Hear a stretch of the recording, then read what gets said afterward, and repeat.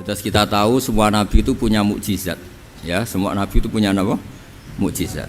Mukjizat itu hal yang luar biasa yang memastikan manusia itu tidak bisa menyainginya atau menandinginya. Dan rata-rata mukjizat nabi dulu itu fisik. Misalnya ontanya Nabi Soleh itu kan onta tapi keluar dari batu, itu kan aneh, aneh sekali. Atau tongkat Nabi Musa bisa simsalabim mengeringkan laut apa? Merah. Semua nabi itu punya mukjizat dan semuanya berbentuk fisik. Kecuali mukjizatul Rasulullah Shallallahu Alaihi Wasallam itu berupa Al-Quran. Al-Quran itu konsep ilmiah. Terus kata Rasulullah Shallallahu Alaihi Wasallam, tapi saya karena Quran itu justru berharap pengikutku besar dan sampai hari kiamat. Sekarang kita logika ya. Andekan kamu punya tongkatnya Nabi Musa, kalau kamu suka uang, kepikirannya dijual apa dipakai? Kalau kamu suka uang, dipakai. Kalau kamu ahli suudon itu pikirannya ndak, ini asli ndak. Karena yang melihat di Turki itu ya sebagian gitu. Kalau yang suka perdukunan itu bayangkan tuh miliknya. Mungkin dipakai ngakali orang atau apa, pokoknya bayangkan tuh miliknya. Kalau yang kolektor pikirannya itu nanti ini laku berapa. Tapi kalau peneliti mungkin pikirannya itu ini asli apa enggak? Bukti aslinya apa? Repot lah. Lagi pula kalau kamu punya utang terus mau apa? Istri kamu marah mau apa? Kalau pakai tongkat. Nah, beda dengan mukjizatnya Quran itu semuanya apa? Ilmiah.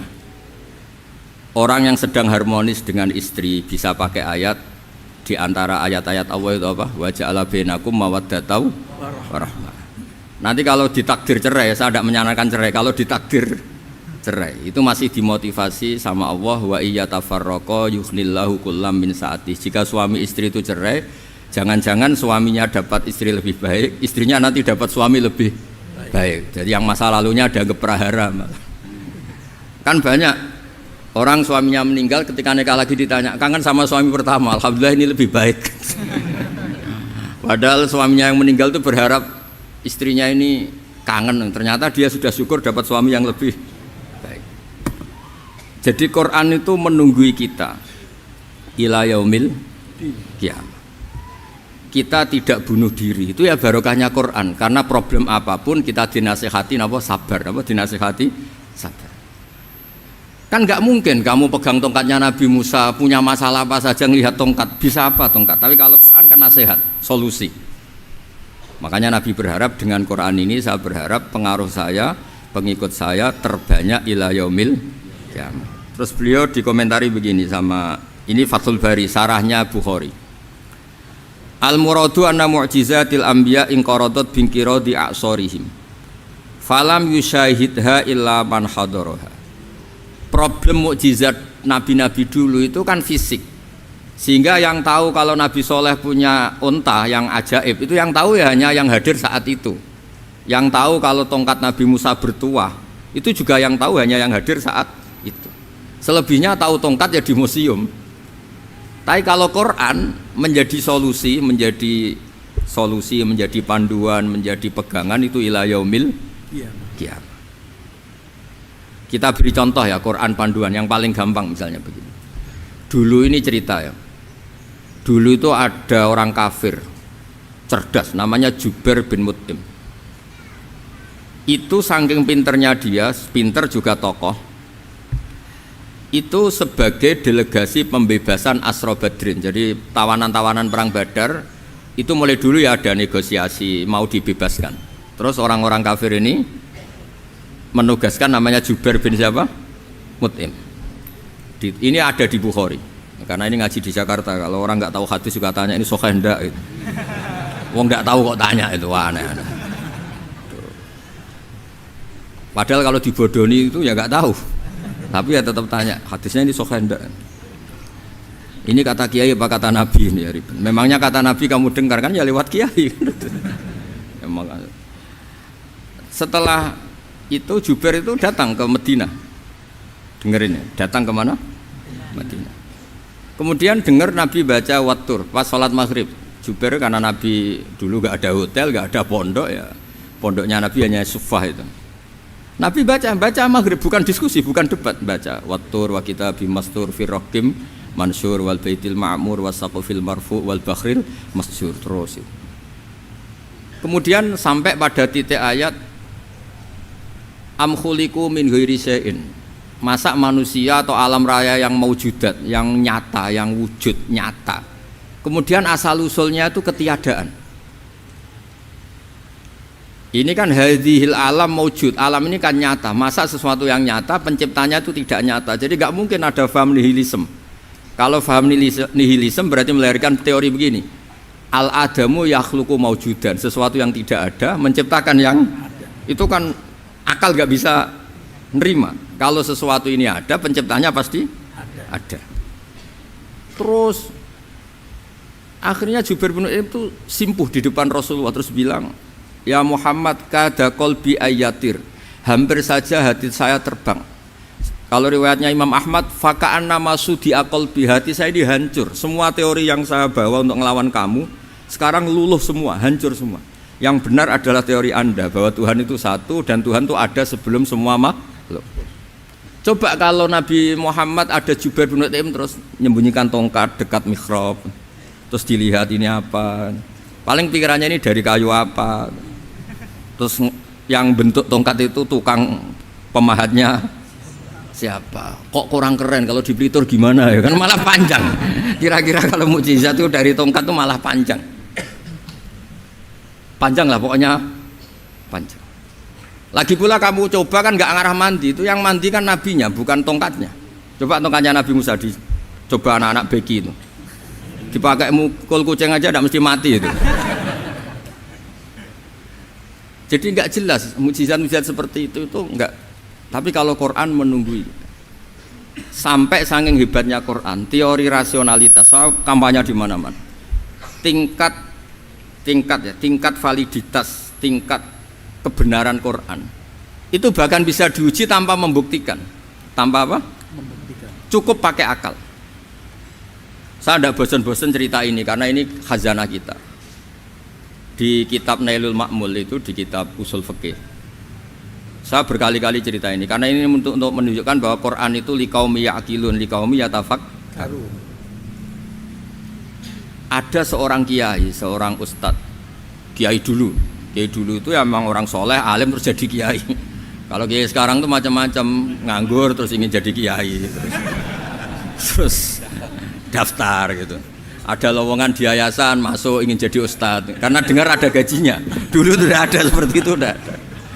Makanya dulu tuh kalau ustadz kiai pasti soleh karena dia alim terus ingin orang lain tuh mendapat ilmunya. Kalau sekarang nggak ada yayasan sehat, guru gajinya sekian, yang nggak ingin jadi ustadz tuh daftar karena ada gaji. Apalagi ada kabar, ada gaji, ada mes, ada wah yang daftar banyak. Tapi mentalnya ada kiai sebetulnya. Ya kalau sampean tanya itu baik dah Gus, ya setengah baik. Ya maksudnya setengah baik ya ada baiknya lah, namanya profesi ngajar itu kan baik. Tapi setengah saja karena motifnya itu nyari gaji, bukan ingin mencerdaskan umatnya Rasulullah SAW. Itu Imam Amudi itu guru matematika. Saya nggak bosan-bosan cerita ini, guru matematika. Muridnya sampai takut, ini masuk surga ndak, kiai kok ndak ngajarin istighosa atau tahlil malah ngajarin apa? Matematika. Beliau meninggal terus muridnya tanya, ma fa'alallahu bik, kira-kira gitu. Apa yang dilakukan Allah? Allah nyambut Anda gimana? Terus kata Imam Amudi, bagus saya disuruh ngajar malaikat, karena malaikat kan nggak pernah kayak anak beki gini ngaji gini. Malaikat tuh nggak pernah ngaji, dia iman saja karena tahu surga, tahu neraka terus iman gitu aja. Jadi imannya malaikat tuh nggak keren kita. Imannya loh. Loh itu yang ngendikan Nabi loh, tidak saya. Nabi pernah tanya sama sahabat, iman yang paling keren siapa? Jawabannya sahabat malaikat. Ya enggak karuan malaikat iman. Dia yang tahu surga neraka, tahu segalanya, masa ada iman? Ya pasti iman lah katanya. Terus ya para sahabat engkau iman ya wajar kan, menangi saya, nemuin saya. Yang hebat itu orang-orang yang tidak melihat saya, tidak saya didik tapi tetap iman. Karena dididik akal, ya tadi dididik Quran, apa dididik Quran. Saya masih hafal, teks bahasa Arabnya masang. Terus Imam Amudi kata Allah, suruh dia ngajarin para malaikat, cara menemukan saya. Malaikat dikumpulin terus Imam Mahmudi disuruh ngajar. Sama masih ingat kata-katanya Allah di mimpi itu. Istadilla ala wahdaniyati bihadrati malaikati. Tolong ajarkan cara menemukan saya padahal Anda ini manusia yang tidak melihat saya. Anda di Jakarta kan hanya gedung-gedung. Paling jadi khayal terus nikmat lah, Anda ikut punya tapi ikut nikmati. Itu orang desa-desa kalau ke Jakarta itu pokrol. Wah, di Jakarta itu gedungnya tinggi-tinggi, tidak kayak kampung sini. Lu udah ikut punya, ikut bangga. Di Jakarta orangnya cantik-cantik, tidak kayak orang sini. Padahal dia ya tidak dapat orang cantik gitu. Jadi Allah itu saking pinternya, miskin-miskin ya bisa berkhayal dan bahagia. Nah, itu alhamdulillah betul. Akhirnya itu apa ini anak-anak begini saya tak niati ngajar standar anak-anak akademik. Terus pertama yang diajarkan hanya bilang gini, sama siapa teknya? Ya malaikat wahai para malaikat. Terus beliau bilang, nisbatus naini wassalasah ila mala nihayata lahu nisbatul far'i ilal asli. Angka itu jumlahnya berapapun 2, 3 sampai triliunan. Semuanya itu nisbatul far'i ilal asli. Bin nisbat ilal wahid nisbatul far'i ilal asli. Angka 2 ya cabangnya 1, 3 ya cabangnya 1, 1 triliun ya cabangnya 1. Tetap yang asal usul adalah angka 1. Itu nangis semua malaikat. Cara Jawa itu mandekman kue iman kaya imanku. Makanya imannya umat Rasulullah sallallahu alaihi wasallam itu PD-nya yakinnya kayak imannya malaikat. Kalau Tuhan itu 1. Karena angka enggak bisa dimulai kecuali dengan angka 1. Makanya nisbatus naini wassalasah ila ma la nihayata lahu iku nisbatul far'i ilal asli. Semuanya itu nisbatnya cabang ke induk. Berarti semua alam raya ini tetap asal usulnya 1, yaitu qul huwallahu ahad. Nah, itu namanya akal. Umatnya Rasulullah itu ditinggali mukjizat akal lewat panduan Quran sehingga meskipun kita tidak menangi Rasulullah, tidak menangi sahabat, kita tidak tahu malaikat Jibril, tapi cara iman kita ini tidak kalah keren. Yakin hakul yakin. Terus kedua, gambar. Kamu gambar rumah, gambar hewan, gambar apa saja, mesti dimulai 1 titik. Entah gambar kamu bagus, entah jelek, tetap dimulai 1 titik. Nah, titik ini namanya nuqtatul wujud. Semua alam raya dimulai dari 1 titik, yaitu nuqtatil wujud.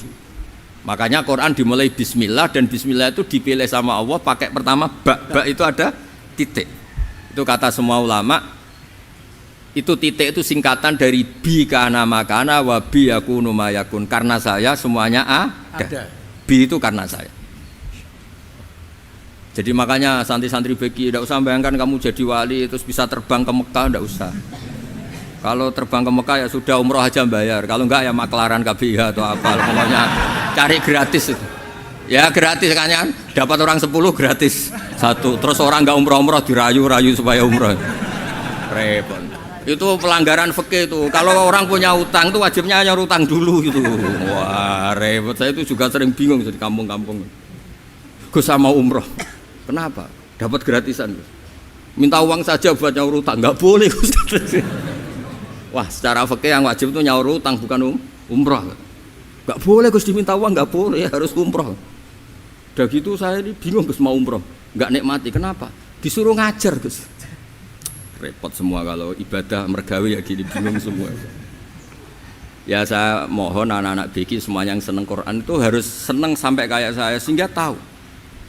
Istidlal mencari Tuhan dengan cara tauhid yang berbasis akal itu sedzahir imannya malaikat. Jika di klasmen iman itu manusia ulul ilmi, kita-kita yang nekuni ilmu itu nomor 1 prakteknya. Karena nomor 1 itu Allah karuan kan, syahidah Allah kan enggak tertandingi, syahidah wa annahu la ilaha illallah. Terus wal malaikatu, malaikat kan karuan karena langsung menyaksikan surga. Dan ketiga apa? Wa ulul ilmi. Berarti prakteknya kan nomor 1. Kalau kompetitornya semuanya manusia, ulul ilmi nomor berapa? 1 kan? Nah nomor 3 kan dari Allah, malaikat, ulul ilm. Berarti kalau kompetisinya antar manusia nomor berapa? 1 kan? Nah kenapa ulul ilmi di nomor 3 kan tapi dari Allah, malaikat, ulul? Kerennya kayak apa? Karena cara iman ulul ilmi itu enggak ada ragunya sama sekali. Kamu ragu enggak kalau 2 itu cabang dari 1, asal usulnya 1? Enggak pernah kan ragu kan? Semua gambar seruat apapun dimulai dari 1 titik, ragu enggak? Enggak kan? Nah, imannya umatnya Nabi karena dipandu oleh Quran itu seyakin itu, sehakul yakin itu. Nah itu terus Jubair bin Mut'im jadi iman. Am khuliqu min ghairi syai'in am humul khaliq. Terus kata Allah lagi, kalau kamu tidak percaya saya yang bikin langit bumi ya gampang dong, kamu saja yang ngomong kalau kamu yang bikin. Paling orang sepakat kamu stres. Terus hanya ayat gitu, am khalaqus samawati wal ard. Kalau kamu tidak yakin Allah yang bikin ya silakan Anda klaim saja kalau kamu yang bikin langit bumi. Bala yuqinun. Kamu juga gak mau kan dibilang stres. Nah ini terus saya teruskan ya. Makanya mukjizat terbesarnya Nabi adalah Al-Quran. Karena Al-Quran itu cerita tentang hukum-hukum akal, cerita tentang logika-logika peradaban. Misalnya logika peradaban, contoh paling gampang. Di Quran itu ada sekian ayat yang Allah cerita peradaban. Misalnya wa ahsinu innallaha yuhibbul muhsinin. Itu dikutip terus kemudian disimpulkan dalam peradaban. Kata Sayyidina Ali karramallahu wajhah ngendikannya gampang. Ahsin man syi'ta takun amira. Kamu berbuat baik saja sama seseorang, maka otomatis kamu akan jadi pemimpinnya. Ada orang nggak tamat SD, nggak tamat papa, gobloknya minta ampun. Tapi karena gaji seorang pakar, oh kamu tak gaji 1 bulan 1 miliar, perusahaan saya jadikan besar. Itu dikongkan ngalor ngidul ya nurut. Hanya karena dia ihsan. Terus wastaghni amman syi'ta takun nadhira. Ya, saya ulang lagi. Wastaghni amman syi'ta takun nadhira. Dan kamu jangan butuh orang lain, siapapun dia, maka kamu akan setara. Misalnya ada menteri orang antri mau salim, tapi kamu tidak butuh kan tenang saja. Tapi kalau kamu butuh, habis kamu. Ya kan, kamu tidak butuh seseorang, maka kamu posisinya akan setara. Kamu harus sopan karena punya utang jasa. Kalau nggak punya apa-apa kan setara. Ya enggak? Misalnya kamu jajar rektor atau jajar menteri, jajar apa saja. Kalau kamu tidak punya utang kan, kamu jajar menteri tidak punya utang. Sama jajar satpam tapi punya utang, takut mana?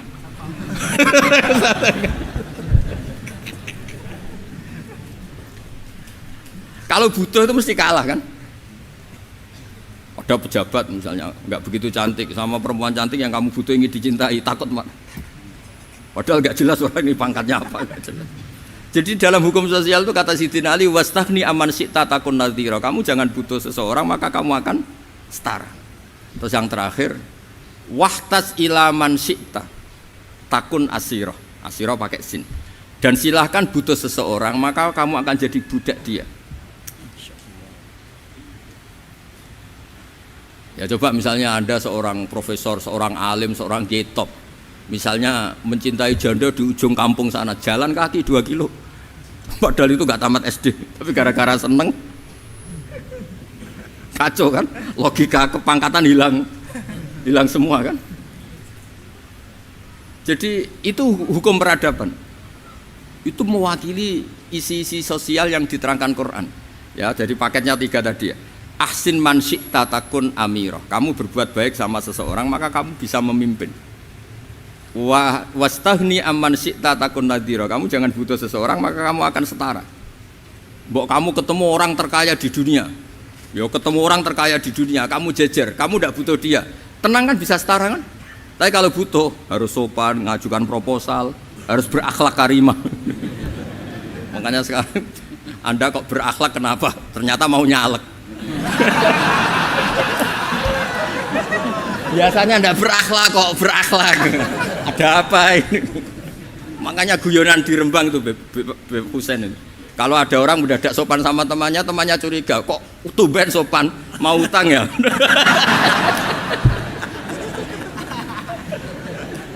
Zaman akhir itu kacau.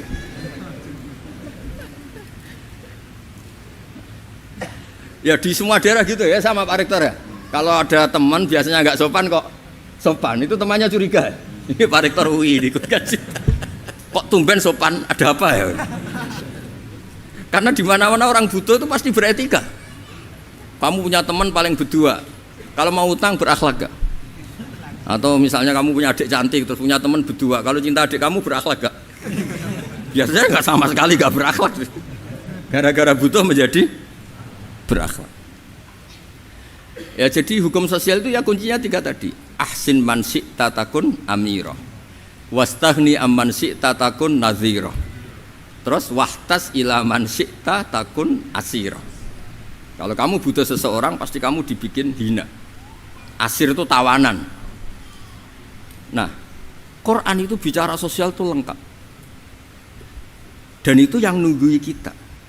Kita punya tetangga yang kurang baik, ya seneng. Punya tetangga baik, ya seneng. Kata Imam Syafi'i, saya berkali-kali cerita. Kok seneng semua Imam Syafi'i? Ya bagus lah. Kalau yang seneng saya enak lah. Dijak jagongan, dijak ngopi enak. Yang nggak seneng saya, gak ngarah utang. Uang itu nak, kamu punya tetangga gak seneng kamu, aman kan? Aman. Gak akan pinjem uang kan, pinjem mobil. Wong gak seneng kok. Makanya Imam Syafi'i itu kalau ngedikan luar Syafi'i diceritain orang, ya Aba Abdillah bagiannya, ya Aba Abdillah orang itu gak seneng kau, bagus lah. Loh kenapa bagus? Waman asa'a ilaika faqad atlaqaka. Orang yang gak seneng kamu maka membebaskan kamu. Gak akan pinjem uang, pinjem mobil, gak akan ganggu waktu kamu, kan gak seneng. Justru yang seneng-senengi masalah pinjem terus. Imam Syafi'i itu orang yang anggap dunia itu selesai. Ada yang cerita, ya Aba Abdillah, orang yang tadi cium tangan engkau, yang hormat engkau, di luar maki-maki engkau, ngerasain engkau, ngata-ngatain engkau. Ya bagus lah. Kok bagus gimana? Berarti saya wibawa, depan saya tidak berani. Berarti saya wibawa, di depan saya tidak berani. Berarti itu makomnya sudah kulillah sumadarhum fi khawdihim yal'abun. Sudah dunia itu selesai, sudah agak penting semua. Nah itu kalau kamu anak-anak beki ahli Quran sudah ayatnya kulillah sumadarhum fi khawdihim yal'abun. Sudah lihat Allah saja agak penting, makhluk-makhluk itu dah makhluk semua agak penting, sepenting Allah. Nah kita ini ditunggoni mukjizat seperti itu. Bayangkan misalnya kita ditunggoni tongkatnya Nabi Musa. Saya ngajar di sini terus ini tongkat. Terus nanti yang tanya, Gus itu kayu apa Gus? Nanti yang kolektor tanya itu harganya berapa Gus? Ruwet apa? Terus yang ahli suudon itu asli gak Gus? Wah. Yang ahli suudon kan mesti tanyanya gitu, itu asli enggak Gus? Repot-repot pokoknya. Tapi kalau Quran kan jelas, kenapa? Jelas. Ya terus saya teruskan. Fala yamurru terus al murad anna mu'jizatil anbiya in qaradat binqidori aqsam wa mu'jizatul Quran mustamirratun ila yaumil qiyamah wa kharquhu lil adat fi uslubihi wa balaghatihi wa ikhbarihi bil mawhibat. Terus kata ini yang ngarang Fathul Bari sarahnya Imam Bukhari. Fala yamurru asrun minal aqsar illa wa yadharu fihi shay'un mimma akhbaru bi annahu sayakun yadullu ala sihhati da'wahu. Wa hadza aqwal muhtamilat wa takmiluhu fil ladzi ba'da wa qilani ya anal al makna anal mukjizat al madiyah kanat khissiyatan tusyahadu bil absar kana qoti soleh wa asa Musa. Mukjizatnya nabi-nabi dulu itu hanya penyembuh, hanya pelengkap, hanya nuruti keinginan mata. Seperti dahsyatnya apa? Laut Merah diseblak apa dipukul sama tongkatnya Nabi siapa? Itu semuanya itu hanya memanjakan mata. Urusan mata, terus wow itu. Tapi kalau mukjizatnya Nabi Muhammad itu berdasar akal. Maksudnya berdasar akal nih dengerin ya, dengerin betul. Ketika Laut Merah terus tersibak kan, wow itu keren kan. Terus kita bilang menyimpulkan, wah kita tidak akan mampu. Itu bodoh sekali kesimpulan kita tidak akan mampu. Meskipun bikin nyamuk Anda juga tidak mampu. Loh untuk memutuskan tidak mampu saja kok sampai pertunjukan seperti itu tuh laopo, cek goblok gitu. Nah kalau kita karena umat yang pinter untuk memaksa kita nggak mampu, Allah bilang innallaha la yastahi ayadriba mathalam ma ba'ud. Kita melihat nyamuk langsung berkesimpulan tidak mampu. Saya berkali-kali cerita nyamuk itu sudah kecil, masih punya urat, uratnya kayak apa? Masih punya kuman, kumannya seberapa? Ya enggak, nyamuk itu kecil, punya organ tubuh, organ tubuhnya punya urat. Itu kalau kamu pinter, antara tongkatnya Nabi Musa menyibak Laut Merah sama nyamuk itu sama-sama berkesimpulan melahirkan satu faham bahwa kita tidak mampu. Loh, untuk memaksa tidak mampu saja kok menuju pertunjukan ada onta keluar dari batu, nakotu soleh, ada tongkat yang bisa mengeringkan Laut Merah. Cek goblok. Lah kita alhamdulillah tidak sejenis goblok yang seperti ini. Untuk ikrar bahwa Allah itu hebat ala kulli syai'in, cukup lihat nyamuk, kagum kan? Sudah tidak usah bikin hidup. Saya berkali-kali mencontohkan. Para pemahat tak suruh bikin patung gajah itu mampu. Tak suruh bikin patung nyamuk kalau bisa. Nyari materi dari apa coba? Gampang mana bikin patung gajah sampai patung nyamuk? Gajah, makanya Allah bikinnya contoh itu untuk ijaz itu pakai nyamuk bukan pakai gajah. Itu kalau ustadz-ustadz yang agak jorok malah contohnya nyamuk Gus. Itu kecil. Itu kayak apa? Di dalamnya dia hamil kan? Itu anaknya kecil lagi, telurnya kecil lagi, itu gimana itu cara bikin itu? Makanya di sini ada kitab Itqan, itu komentarnya itu lucu. Ini kitab Al-Itqan karangannya Imam Suyuti. Ini persis komentar saya tadi yang kata Imam Suyuti, pengarang kitab Itqan. Wa ya imma khissiyah wa imma aqliyah. Jadi mukjizat itu ada yang fisik, bisa dilihat indra, panca indra, bisa dilihat akal. Wa aktsaru mu'jizati Bani Israil kanat khissiyah li baladatihim. Bilada itu goblok. Wakil lati basoirihim. Dasar wong goblok. Mukjizat kok ngenteni sing wow. Maksudnya dasar wong untuk ngakui Allah hebat saja kok nunggu halal yang seperti itu gitu. Paham gitu? Mergo likil lati napa aklihim. Wa aksaru mu'jizati hadil ummah aqliyatun li farati dzakaihim wa kamali afwahihim. Dan mukjizatnya umat ini semuanya berdasar akal karena sudah cerdas. Jadi andaikan kita melihat tongkatnya Nabi Musa menyibak Laut Merah dengan melihat nyamuk, kesimpulan kita sama-sama wow, sama-sama keren, sama-sama memastikan kita tidak mampu. Makanya terus Quran menerangkan kita wa ma min dabatin fil ardi wala ta'iri yatiru bi janahihi illa umamun amsalukum. Jadi keseharian kita lihat burung kok terbang. Itu sudah ayatun min ayatillah. Paham nggih? Dados niki kudu bangga ditunggoni napa Quran, nggih ditunggoni napa Quran. Wa mu'jizatul Quran tusyahadu bil basirah fayakunu mayattabi'u li ajlihi aksar. Terus li annal ladzi yusyahadu bi ainir ra'si yang qaridu bingkiradi musyahidi. Sesuatu yang tampilan dahsyatnya itu disaksikan mata, maka itu bisa habis.